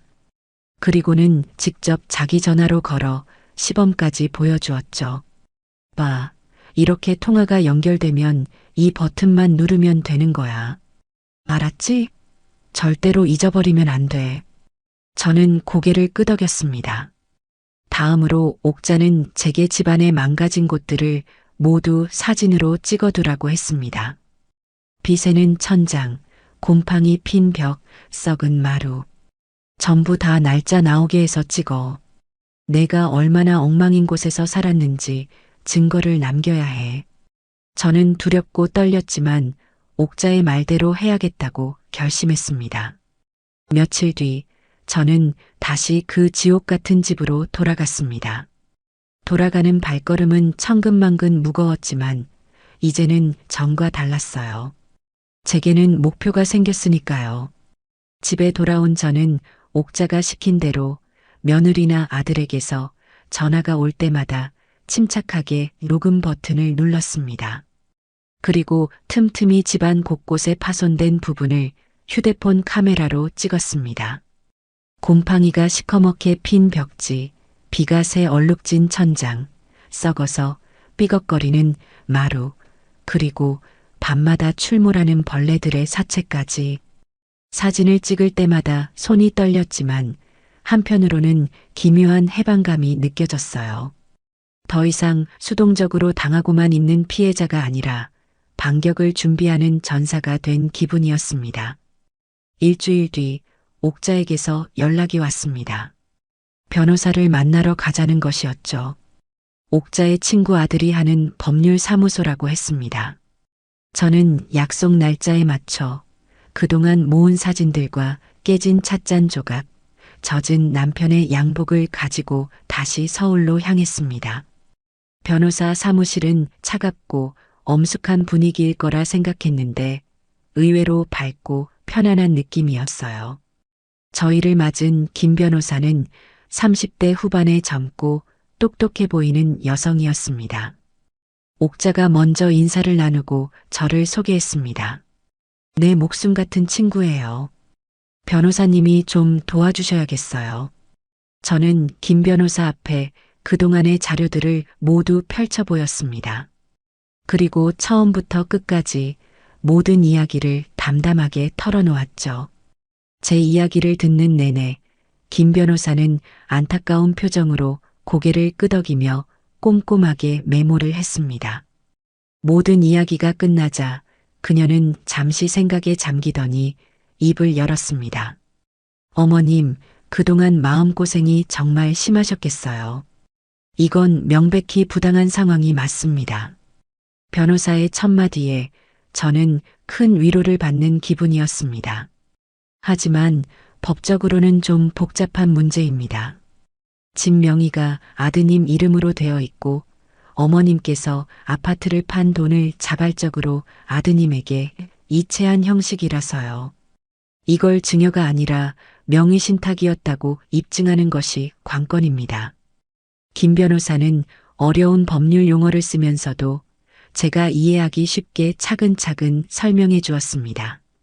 다행히 증거가 아주 없는 것은 아닙니다. 어머님께서 평생 모은 전 재산인 아파트를 팔아서 자금 전부를 아들에게 주었고 그 돈으로 바로 집을 샀다는 이 금융거래 내역 자체가 강력한 증거가 될 수 있어요. 그리고 이 통화 녹취들이 아주 중요합니다. 아드님과 며느님이 어머니 집이라고 지칭하는 부분, 생활비 문제로 다퉜던 부분들이 모두 유리한 증거로 사용될 수 있습니다. 그러더니 김 변호사는 제게 결정적인 질문을 했습니다. 어머님, 혹시 아드님 내외가 이 집을 담보로 대출을 받았다는 사실을 증명할 만한 게 있을까요? 지난번에 며느님이 친구분들과 하는 이야기를 들었다고 하셨죠? 네. 분명히 제 귀로 들었어요. 자기들 아파트 잔금을 치르려고 대출을 받았다고요. 아들도 나중에 돈이 없다고 말했고요. 그렇다면 승산이 있습니다. 만약 어머님 동의 없이 집을 담보로 제공하고 대출을 받아 개인적인 용도로 사용했다면 그건 횡령죄에 해당할 수 있습니다. 그리고 처음부터 증여세를 회피할 목적으로 아드님 명의로 계약한 것이 사실이라면 그건 조회 포탈 시도에 해당하고요. 이건 그들에게 아주 큰 약점이 될 겁니다. 변호사의 말을 듣는 순간 눈앞이 환해지는 것 같았습니다. 이길 수 있다는 희망이 보였어요. 그럼 제 돈을 되찾을 수 있을까요? 물론입니다. 소송으로 가면 시간이 걸리겠지만 그 전에 내용 증명을 보내고 합의를 시도해 볼 수 있습니다. 그들에게는 소송으로 가는 것이 훨씬 불리하니까요.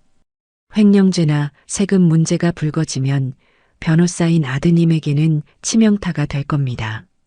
아마 압박을 느끼고 합의에 응할 가능성이 높습니다. 김 변호사는 확신에 찬 목소리로 말했습니다. 저는 옥자와 함께 변호사 사무실을 나서며 오랜만에 등줄기를 꼿꼿이 펼 수 있었습니다.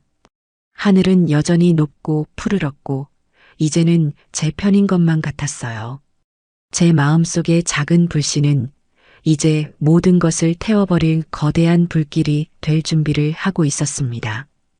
변호사와의 상담을 마치고 집으로 돌아온 후 저는 그 어느 때보다 침착하게 일상을 보냈습니다. 초조해하거나 서두르지 않았어요. 옥자의 말대로 싸움은 이제부터 시작이었고 감정적으로 행동해서는 안 된다는 것을 깨달았기 때문입니다. 저는 매일 조용히 집을 정리하고 제 마음을 다스리며 결정적인 순간을 기다렸습니다. 그러던 어느 날 전혀 예상치 못한 전화가 걸려왔습니다. 며느리 지영이었습니다. 그런데 그 목소리가 평소와는 180도 달랐어요. 귀에 거슬릴 정도로 애교 섞인 콧소리가 가득한 목소리였습니다. 어머님, 안녕하세요. 식사는 하셨어요? 저는 순간 소름이 돋았지만 애써 태어난 척 대답했습니다. 무슨 일이니? 아이, 어머니 목소리가 왜 그러세요? 어디 편찮으신 건 아니죠? 다름이 아니라 어머님. 저희가 정말 급하게 해외 출장을 가게 돼서요. 일주일 정도 걸릴 것 같은데 저희 민준이 좀 봐주실 수 있을까 해서요. 민준이는 제 하나뿐인 손주였습니다. 보고 싶지 않다면 거짓말이겠죠. 하지만 며느리의 속셈이 뻔히 보였습니다. 자신들이 필요할 때만 저를 이용하려는 수작이었죠. 저는 잠시 고민했습니다. 하지만 이내 이것이 기회가 될 수도 있겠다는 생각이 들었어요. 아들 민석이를 마지막으로 시험해 볼 기회이자 이 집이 얼마나 위험한 곳인지를 확실하게 증명할 기회. 알았다. 보내거라. 제 대답에 지영이는 신이 나서 목소리를 높였습니다. 정말요, 어머니? 역시 우리 어머니밖에 없어요. 최고. 제가 내일 아침 일찍 데려다 드릴게요. 사랑해요, 어머니. 가증스러운 목소리로 사랑을 남발하는 며느리의 전화를 끊고 저는 쓴웃음을 지었습니다. 그래, 어디 한번 해보자. 다음 날 아침 아들 내외는 정말로 손주를 데리고 나타났습니다. 3살배기 민준이는 저를 보자마자 할머니 하고 외치며 제 품에 안겼어요. 아이의 따뜻한 체온과 부드러운 살결을 느끼자 순간 그동안의 모든 분노와 슬픔이 눈 녹듯 사라지는 것 같았습니다. 저는 아이를 품에 꼭 안았죠. 아들 내외는 아이의 짐가방 몇 개를 현관에 던져놓듯 내려놓고는 서둘러 떠날 채비를 했습니다. 어머니, 그럼 저희 다녀올게요. 민준이 잘 부탁드려요. 용돈은 여기 있어요. 지영이는 봉투 하나를 식탁 위에 올려놓았습니다. 그리고는 뒤도 돌아보지 않고 차에 올라탔죠. 아들 민석이는 제 눈치를 살피며 머뭇거리다 결국 아무 말도 하지 못하고 아내를 따라 나섰습니다. 그들의 차가 사라지고 집에는 저와 어린 손주 단둘만 남았습니다. 저는 봉투를 열어보지 않았습니다. 그 돈의 목적이 무엇인지 너무나 잘 알고 있었으니까요. 오랜만에 손주와 함께하는 시간은 즐거웠습니다. 저는 아이에게 동화책을 읽어주고 함께 그림을 그리며 웃음꽃을 피웠죠. 하지만 그 즐거움은 그리 오래가지 않았습니다. 아이는 호기심이 왕성한 시기였고 집안 구석구석을 탐험하기 시작했어요. 그리고 저는 그때마다 심장이 철렁 내려앉는 경험을 해야만 했습니다. 아이가 마당으로 나가겠다며 뛰어나갔을 때였어요. 저는 급하게 뒤따라 나갔죠. 아이는 신이 나서 낡은 나무 데크 위를 아장아장 걸었습니다. 제가 민준아 위험해. 거긴 가면 안 돼. 하고 소리치는 순간 아이의 발이 썩은 나무 판자 위를 밟았고 판자가 삐걱 소리를 내며 아래로 푹 꺼졌습니다. 다행히 아이가 넘어지기 직전에 제가 달려가 잡아채서 다치지는 않았지만 정말 아찔한 순간이었어요. 만약 제가 보지 못했다면 아이의 다리가 썩은 판자 틈으로 빠져 크게 다쳤을지도 모를 일이었습니다. 그뿐만이 아니었습니다. 마당에서 놀던 아이가 반짝이는 것을 발견하고는 손에 쥐었는데 그것은 언젠가 공사 때 쓴 듯한 녹슨 못이었습니다. 저는 기겁하며 아이의 손에서 못을 빼앗았죠. 집안도 안전하지는 않았습니다. 아이는 낮은 곳에 있는 전기 콘센트에 젓가락을 꽂으려고 했고 부엌에서는 제 손이 닿지 않는 곳에 올려둔 낡은 냄비를 꺼내려다 그릇들을 몽땅 쏟아버리기도 했습니다. 저는 일주일 내내 아이의 뒤를 그림자처럼 따라다니며 한시도 눈을 뗄 수가 없었어요. 이 집은 어른인 제가 살기에도 위험한 곳이었지만 아무것도 모르는 어린아이에게는 그야말로 지뢰밭이나 다름없었습니다. 밤에는 아이가 추워할까봐 제 연금 일부를 헐어 비싼 기름을 사다 보일러를 켰습니다. 며느리가 준 돈은 단 한 푼도 쓰고 싶지 않았어요. 일주일이 지나자 저는 사랑스러운 손주를 돌보는 기쁨보다 아이를 지켜야 한다는 극도의 긴장감과 스트레스로 완전히 녹초가 되어버렸습니다. 약속한 일주일이 지나고 아들 내외가 돌아왔습니다. 그들은 값비싼 면세점 쇼핑백을 양손 가득 들고 있었죠. 급한 해외 출장이 아니라 즐거운 해외여행이었음이 분명했습니다. 민준이는 엄마 아빠를 보자마자 달려가 안겼습니다. 지영이는 아이를 안아주기보다 아이의 옷차림을 보며 먼저 인상을 썼어요. 어머니, 애 옷이 이게 뭐예요? 꼬질꼬질하게. 내가 싸준 옷이 몇 벌 없어서 빨아 입히느라 그랬다. 저는 차분하게 대답하고 거실에 앉혔습니다. 그리고는 마지막 시험을 시작했죠. 너희들에게 할 말이 있다. 너희들이 없는 동안 민준이가 몇 번이나 다칠 뻔했는지 아니? 저는 지난 일주일 동안 있었던 위험천만했던 순간들을 하나하나 설명했습니다. 썩은 데크 이야기, 녹슨 못 이야기, 위험한 콘센트 이야기까지. 제 말이 이어질수록 지영이의 표정은 굳어갔고 아들은 안절부절 못하며 제 눈치를 살폈습니다. 이 집은 사람이, 특히 어린아이가 살 수 있는 곳이 아니야. 당장 이 집을 팔고 나를 다시 서울로 보내다오.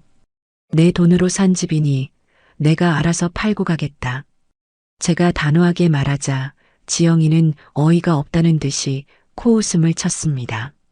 어머니, 지금 무슨 말씀을 하시는 거예요? 집이 위험하다니요? 저희가 있을 때는 아무 문제 없었어요. 그리고 그건 집이 위험한 게 아니라 어머니가 민준이를 제대로 안 보신 거겠죠. 믿을 수 없는 말이 며느리의 입에서 흘러나왔습니다. 뭐라고? 어머니가 부주의해서 애가 다칠 뻔한 걸 가지고 왜 집 탓을 하세요? 역시 어르신 혼자 애를 보는 건 무리였어. 이러니 어머니 혼자 어떻게 사시겠어요? 저희가 옆에서 챙겨드려야지. 안 그래요, 여보? 지영이는 아들을 쳐다보며 동의를 구했습니다. 저는 아들을 똑바로 쳐다보았습니다. 제발 아니라고, 내 아내가 틀렸다고 말해주기를 바랐습니다. 어미인 나를 변호해주기를 마지막 남은 기대를 걸었습니다. 하지만 아들 민석이는 제 시선을 피하며 고개를 숙인 채 우물쭈물 말했습니다. 엄마, 지영이 말은 그런 뜻이 아니라 그래도 애는 조심해서 봐야 하는 거니까. 그 순간 제 마음속에 남아있던 아들이라는 존재가 산산조각 나 사라져버렸습니다. 아들은 결국 제 편이 되어주지 않았습니다. 자신의 아이가 위험에 처할 뻔했다는 사실보다 아내의 심기를 거스르지 않는 것이 더 중요한 남자였습니다.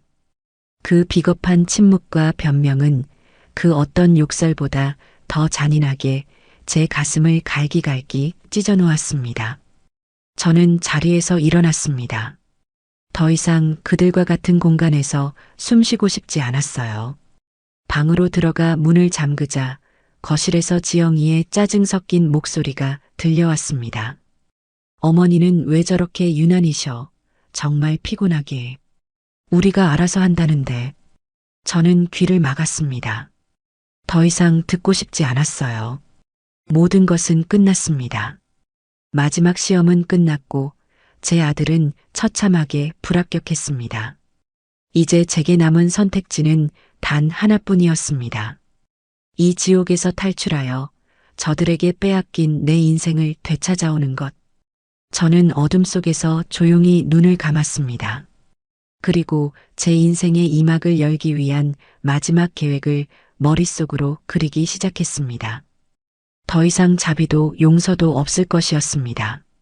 손주를 앞세운 마지막 시험이 처참한 결과로 끝난 그날 밤, 저는 제 방에 틀어박혀 뜬 눈으로 밤을 새웠습니다. 더 이상 눈물도 나지 않았어요. 배신감과 슬픔이 있던 자리는 이제 차갑고 단단한 분노와 결심만이 남아 있었습니다. 제 아들 민석이는 이미 제 아들이 아니었고 저를 어머니라고 부르는 며느리는 처음부터 제 가족이었던 적이 없었습니다. 그들은 제 인생을 좀먹는 기생충과도 같았죠. 저는 그들을 제 인생에서 완벽하게 도려내기로 결심했습니다. 며칠 뒤 제게 절호의 기회가 찾아왔습니다. 아들 내외가 친구의 결혼식에 간다며 아침 일찍 집을 비웠기 때문입니다. 그들은 아마도 제가 지난번의 충격으로 무기력하게 방에만 틀어박혀 있을 것이라고 생각했겠죠. 그들의 오만과 방심이 제게는 하늘이 준 기회였습니다. 그들이 떠나자마자 저는 조용히 방문을 열고 나와 1층 서재로 향했습니다. 그곳은 주로 아들이 서울에서 가져온 서류들을 쌓아두는 저에게는 금단의 장소와도 같은 곳이었죠. 변호사와의 상담 이후 저는 그들이 이 집을 담보로 대출을 받았다는 결정적 증거를 찾아야만 했습니다. 서재는 생각보다 어지럽지 않았습니다. 책상 위에는 서류들이 나름대로 분류되어 쌓여 있었죠. 저는 심호흡을 한번 하고 책상 서랍을 하나씩 열어보기 시작했습니다. 손이 미세하게 떨렸지만 지금은 두려워할 때가 아니었습니다. 첫 번째 서랍, 두 번째 서랍 별다른 것은 없었습니다. 마지막 서랍을 여는 순간 저는 숨을 멈췄습니다. 그 안에는 은행 로고가 찍힌 서류 봉투 몇 개가 들어 있었어요. 저는 떨리는 손으로 가장 위에 있는 봉투를 꺼내 들었습니다. 그것은 대출 약정서였습니다. 저는 서류를 꺼내 조심스럽게 펼쳐보았습니다. 채무자 이민석, 채권자 은행 그리고 담보물 목록에 바로 이 전원주택의 주소가 선명하게 찍혀 있었습니다. 대출 금액은 2억 5천만 원. 제 심장이 쿵쾅거리기 시작했습니다. 며느리가 친구들에게 자랑하던 그 말이, 아들이 돈이 없다며 변명하던 그 말이 모두 사실이었음을 증명하는 서류였습니다. 제 동의도 없이 제 돈으로 산 집을 담보로 대출을 받아 자신들의 입속을 챙긴 것이었죠. 분노로 피가 거꾸로 솟는 것 같았지만 저는 이성을 잃지 않았습니다. 이 정도로는 부족할 수 있었어요. 저는 다른 서류 봉투도 열어보았습니다. 그리고 마침내 모든 것을 끝낼 수 있는 결정적 한 방을 발견하고야 말았습니다.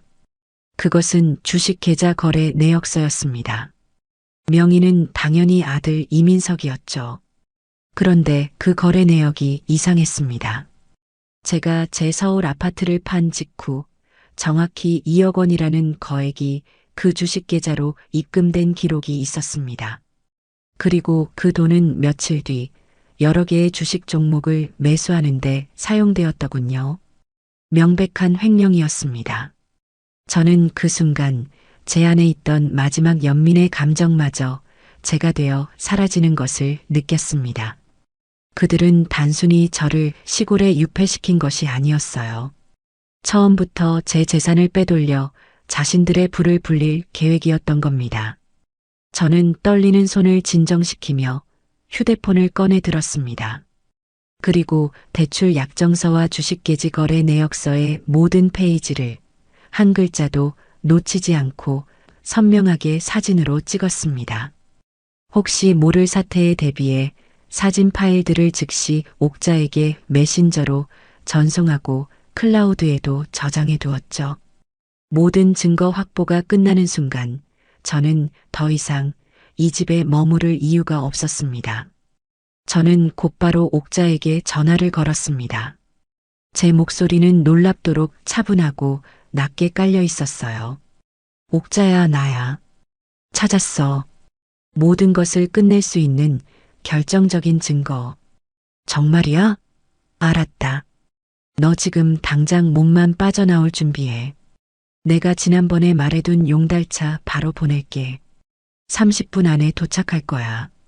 옥자는 제 말의 의미를 즉시 알아차리고 일사불란하게 움직여 주었습니다. 저는 전화를 끊고 제 방으로 돌아가 미리 싸두었던 작은 짐가방을 챙겼습니다.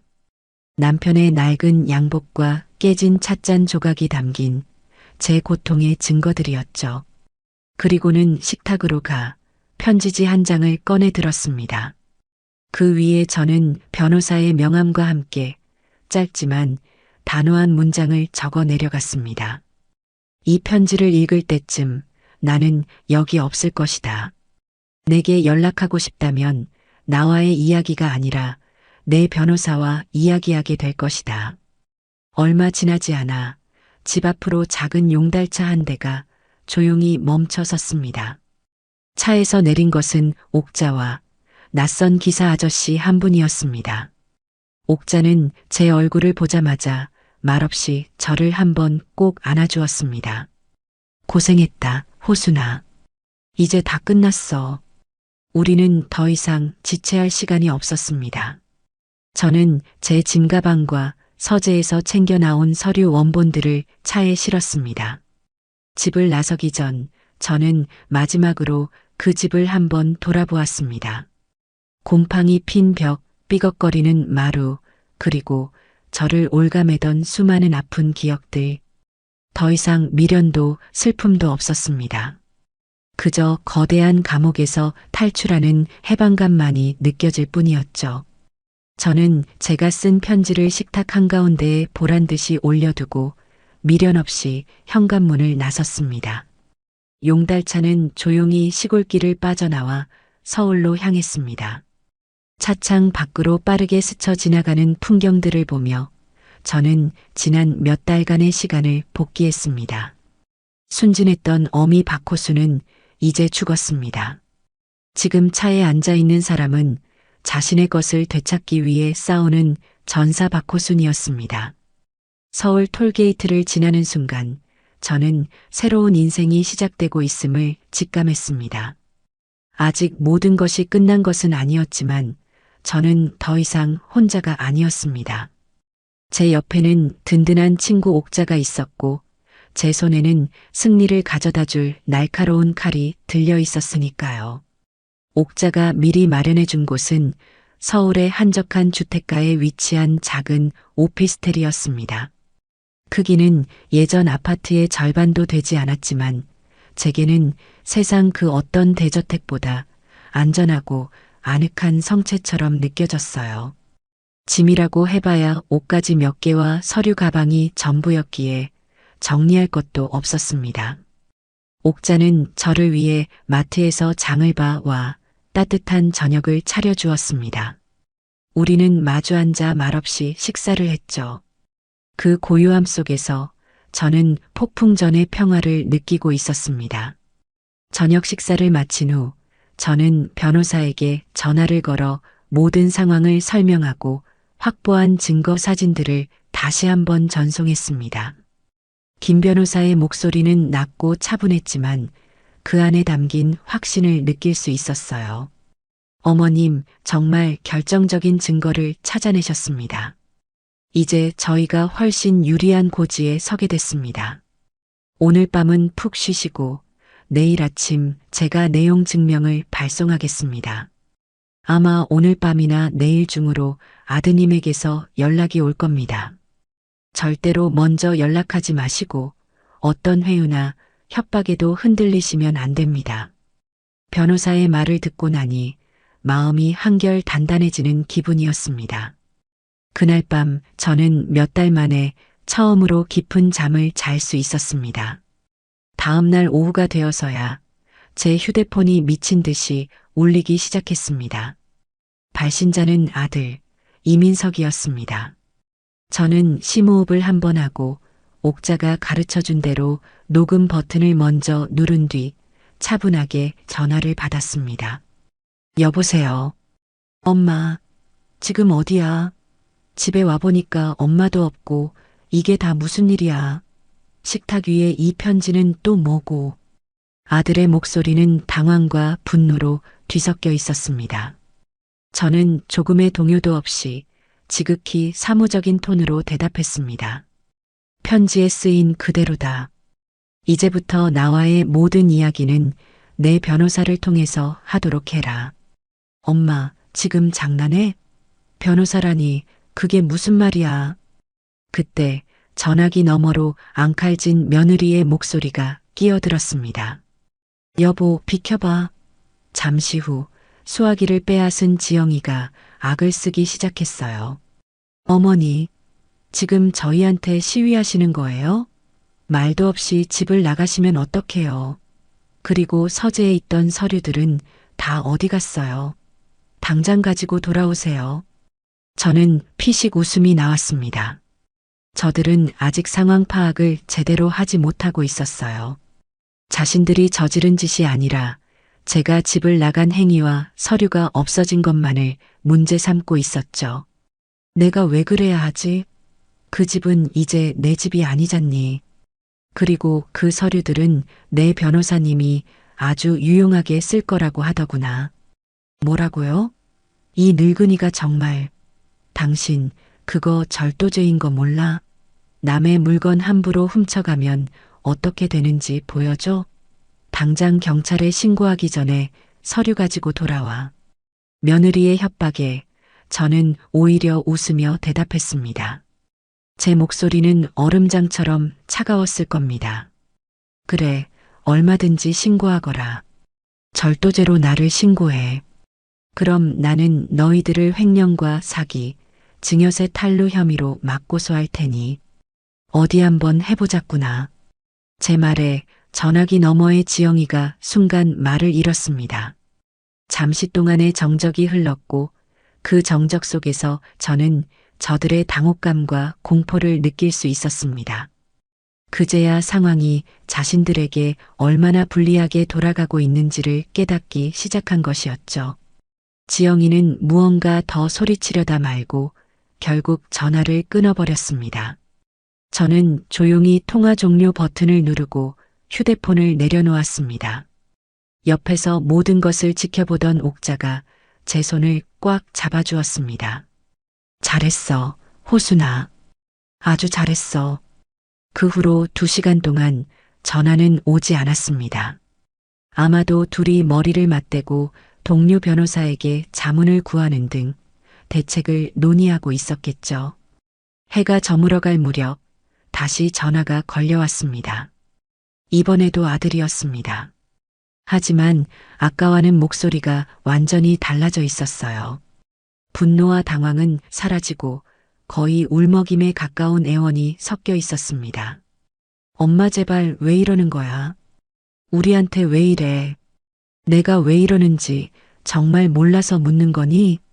저는 조용히 반문했습니다. 그리고는 지난 몇 달간 제 가슴 속에 쌓아두었던 모든 말을 쏟아내기 시작했습니다. 너는 내게 왜 이러냐고 물을 자격이 없어, 이민석. 처음부터 나를 속이고 공기 좋은 곳에서 편안하게 모시겠다는 거짓말로 내 평생의 재산을 가로챈 게 누구지?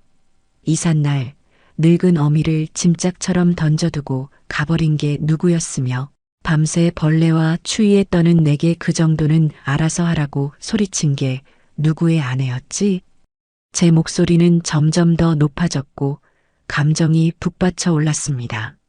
너희 친구들을 몰고 와 나를 하녀처럼 부리고 내 소중한 추억이 담긴 찻잔을 깨뜨리고도 미안하다는 말 한마디 진심으로 하지 않은 게 너희들이었다. 생활비가 없어 손을 벌리는 내게 가계부를 들이밀며 모욕을 준 것도, 집이 무너져 내리는데도 돈이 없다며 외면한 것도 바로 너희들이야. 엄마, 그건 오해야. 우리가 정말 그러려고 한 게 아니라. 닥쳐. 가장 용서할 수 없는 건 뭔지 아니? 내 목숨 같은 손주를 그 위험한 집에 맡겨놓고 아이가 다칠 뻔한 것을 내 부주의 탓으로 돌린 너희들의 그 잔인함이다. 나는 그 순간 너를 내 아들이라고 생각하기를 포기했다. 저는 숨을 몰아쉬었습니다. 하고 싶은 말을 다 쏟아내고 나니 오히려 마음이 평온해졌습니다. 이제 마지막 통보를 할 시간이었습니다. 내 변호사를 통해 내일 아침 내용 증명이 발송될 거다. 거기에는 너희들의 횡령과 사기 혐의를 입증하는 모든 증거가 첨부되어 있지. 소송으로 가면 너는 변호사 자격까지 박탈당할 수 있을 거야. 내 아내도 무사하지 못할 테고. 나는 너희들이 어떻게 되든 상관없어. 하지만 마지막으로 기회를 주겠다. 저는 김 변호사와 미리 상의한 최후 통첩의 내용을 읊었습니다. 48시간을 주지. 그때까지 내 서울 아파트를 판 돈 4억 5천만 원 전액을 내 계좌로 입금해라. 단 한 푼도 모자라서는 안 돼. 만약 약속을 지킨다면 이번 일은 없던 걸로 해주겠다. 나는 너희들 인생에서 완전히 사라져 줄 거고 너희들도 다시는 내 앞에 나타나지 마라. 만약 돈을 보내지 않는다면 월요일 아침 검찰청에 너희들에 대한 고소장이 접수될 거다. 엄마, 제발. 저희 지금 그만한 돈이 없어요. 제발. 아들이 애원했지만 제 마음은 더 이상 움직이지 않았습니다. 선택해라, 이민석. 내 아내와 함께 전과자가 될 것인지 아니면 내 돈을 돌려주고 나에게서 완벽한 자유를 얻을 것인지. 그리고 명심해. 내가 어떤 선택을 하든 너는 이제 더 이상 내 아들이 아니다. 저는 그 말을 마지막으로 미련 없이 전화를 끊었습니다. 그리고는 곧바로 아들과 며느리의 번호를 모두 차단해 버렸습니다. 이제 주사위는 던져졌고 선택은 온전히 그들의 몫이었습니다. 저는 창밖으로 보이는 서울의 야경을 바라보았습니다. 수많은 불빛들, 그중 어느 것도 더 이상 저를 외롭게 하지 않았습니다. 저는 제 인생의 주도권을 되찾아온 것이었습니다. 아들과의 마지막 통화가 끝나고 약속된 48시간은 제게 영원처럼 길게 느껴졌습니다. 옥자는 제 곁을 지키며 걱정하지 마라. 그놈들은 분명히 돈을 보낼 거야. 자기들 인생 망치고 싶지 않을 테니. 라며 저를 안심시켰지만 마음 한구석의 불안감은 어쩔 수 없었어요. 만약 그들이 끝까지 버틴다면 저는 정말 지루하고 고통스러운 법적 싸움을 시작해야만 했습니다. 약속된 시간의 마지막 날 아침이었습니다. 저는 잠을 설친 채 뜬 눈으로 아침을 맞았습니다. 해가 중천에 뜰 때까지도 휴대폰은 아무런 알림도 울리지 않았어요. 초조한 마음에 손톱을 물어뜯고 있을 때 옥자가 조용히 제게 휴대폰을 건넸습니다. 호순아, 은행 어플 한번 들어가 봐. 저는 떨리는 손으로 휴대폰을 받아들고 은행 어플리케이션을 실행했습니다. 비밀번호를 누르고 계좌 잔액을 확인하는 그 짧은 순간 시간이 멈춘 것 같았어요. 그리고 다음 순간 제 눈에 믿을 수 없는 숫자가 들어왔습니다. 4억 5천만 원. 제 계좌에 아들 이민석의 이름으로 정확히 4억 5천만 원이 입금되어 있었습니다. 저는 순간 저도 모르게 아하는 짧은 탄식을 내뱉었습니다. 그것은 기쁨도 슬픔도 아닌 그저 모든 것이 끝났다는 안도감의 표현이었습니다. 바로 그때 차단되지 않은 번호로 장문의 문자 메시지 한 통이 도착했습니다. 보낸 사람은 아들이었어요. 아마도 다른 사람의 휴대폰을 빌려보낸 모양이었습니다. 엄마, 정말 미안해. 내가 다 잘못했어. 한 번만 용서해주면 안 될까로 시작하는 구차한 변명과 애원이 가득했습니다. 저는 그 문자를 끝까지 읽지 않았습니다. 첫 문장을 보자마자 망설임 없이 삭제 버튼을 눌렀어요. 그리고는 그 번호마저 즉시 차단해버렸습니다. 모든 것이, 정말로 모든 것이 끝난 순간이었습니다. 옆에서 지켜보던 옥자가 제 어깨를 감싸 안았습니다. 우리는 아무 말도 하지 않았지만 서로의 눈빛 속에서 깊은 위로와 축하를 주고받았습니다. 그날 이후 제 인생은 빠르게 제자리를 찾아갔습니다. 저는 옥자의 도움을 받아 예전에 살던 동네 근처의 작지만 햇살이 잘 드는 빌라 한 채를 계약했습니다. 제 이름 박호순 석자가 선명하게 찍힌 집문서를 손에 쥔 날, 저는 남몰래 눈물을 흘렸습니다. 이것은 단순한 종이 서류가 아니었어요. 제가 되찾은 제 인생의 주도권이자 자존심이었습니다. 새로운 집으로 이사하는 날, 옥자와 순애를 비롯한 복지관 친구들이 모두 제 일처럼 와서 도와주었습니다. 좁은 집은 금세 친구들의 웃음소리로 가득 찼죠. 우리는 다 함께 중국 음식을 시켜 먹으며 소박한 집들이를 했습니다. 순애가 제게 물었어요. 호순아, 이제 정말 괜찮은 거야? 그 아들놈 다시는 연락 안 와? 그럼. 이제 그놈은 내 인생에 없는 사람이야. 호적에서만 못 봤지. 마음속에서는 이미 완벽한 남남이야. 저는 웃으며 대답했습니다. 제 얼굴에는 그늘 한 점 없었어요. 그날 저녁 우리는 복지관 다닐 때 자주 가던 칼국수집에 갔습니다. 뜨끈한 칼국수 국물을 마시니 얼어붙었던 속이 확 풀리는 기분이었습니다. 지난 몇 달간의 악몽 같던 시간들이 아득하게 멀어지는 것 같았죠. 저는 다시 노인복지관에 나가기 시작했습니다. 친구들과 함께 웃고 떠들고 노래교실에도 등록해 콧노래를 흥얼거렸습니다. 베란다에는 새로운 화초들을 들여놓았어요. 아침마다 그 작은 생명들에게 물을 주며 하루를 시작하는 평범한 일상이 제게 얼마나 소중한 것이었는지를 저는 뼈저리게 깨달았습니다. 더 이상 누구의 눈치도 볼 필요가 없었고 돈이 부족할까 전전긍긍할 필요도 없었습니다. 제 삶은 완벽하게 저의 것이 되었어요. 몇 달이 지난 어느 날 옥자가 조심스럽게 아들 내외의 소식을 전해주었습니다. 다른 동네 친구를 통해 들은 이야기라고 했어요. 그들은 제게 돈을 돌려주기 위해 무리하게 사채까지 끌어다 썼고 이자를 감당하지 못해 허덕이고 있다고 했습니다. 그 지옥 같던 전원주택은 급매로 내놓았지만 워낙 낡고 외진 곳이라 아무도 사려는 사람이 나타나지 않는다고 했죠. 결국 아들 민석이는 자신의 변호사 사무실 운영도 어려워졌고 며느리 지영이는 명품 가방들을 중고로 팔아 생활비를 마련하고 있으며 부부 싸움이 끊이지 않는다는 소식이었어요. 저는 그 이야기를 들으며 그저 무표정하게 차를 마실 뿐이었습니다. 마음속에 어떤 감정도 일어나지 않았어요. 기쁘지도 통쾌하지도 그렇다고 안타깝지도 않았습니다.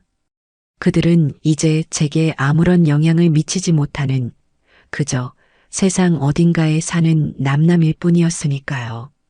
그들의 불행은 그들의 탐욕이 만들어낸 결과일 뿐 제가 신경 쓸 바가 아니었습니다. 어느 화창한 가을날 오후였습니다. 저는 동네 공원 벤치에 앉아 따뜻한 커피를 마시며 한가롭게 시간을 보내고 있었습니다. 단풍이 곱게 물든 풍경이 참으로 평화로웠죠. 그때 제 앞을 한 젊은 부부가 유모차를 끌고 지나갔습니다. 사소한 문제로 다투는지 여자의 목소리가 날카롭게 높아지고 남자는 안절부절 못하는 모습이었어요. 문득 그들의 모습 위로 과거의 제 아들과 며느리의 모습이 희미하게 겹쳐 보였습니다. 하지만 그것은 더 이상 제게 아무런 상처도 주지 못했습니다. 그저 강 건너 불구경을 하듯 혹은 텔레비전 드라마의 한 장면을 보듯 무감각할 뿐이었어요. 저는 그들을 잠시 바라보다 이내 고개를 돌려 제 손에 들린 커피잔을 내려다보았어요. 따뜻한 온기가 손바닥을 통해 전해져 왔습니다. 저는 홀가분하게 미소를 지었습니다. 길고 긴 악몽에서 깨어나 마침내 완벽한 평화를 되찾은 사람의 미소였습니다. 내 인생의 주인은 다른 누구도 아닌 바로 나 박호순이다. 저는 나직이 중얼거리며 남은 커피를 마저 음미했어요. 가을 햇살이 제 어깨 위로 따스하게 쏟아져 내리고 있습니다.